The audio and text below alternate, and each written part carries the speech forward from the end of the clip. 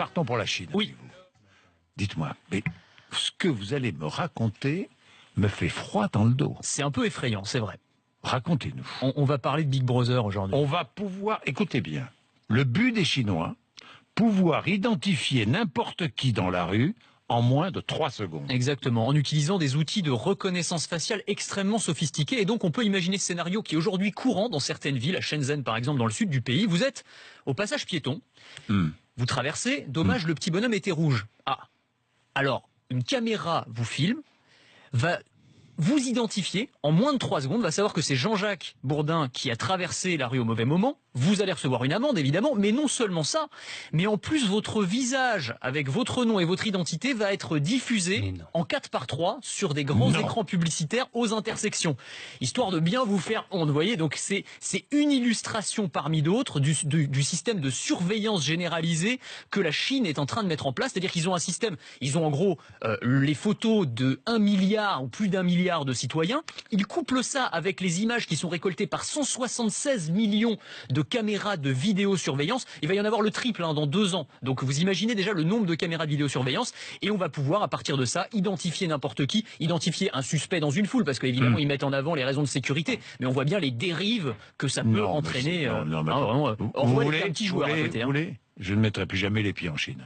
Mais attendez, comment voulez-vous aller vivre dans un pays, même George Orwell, bien sûr, n'aurait pas pu imaginer ça. Non, mais c'est vraiment Big Brother était un petit joueur à côté. De la rigolade. De la rigolade. On se sert même de la reconnaissance faciale pour contrôler la quantité de papier que chacun a le droit d'utiliser dans les toilettes publiques.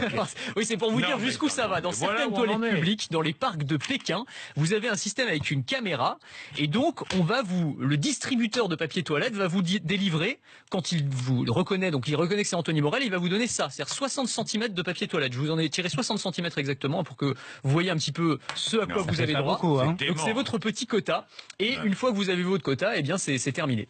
Et l'État chinois veut créer un système de notation de ses citoyens en fonction de leur comportement.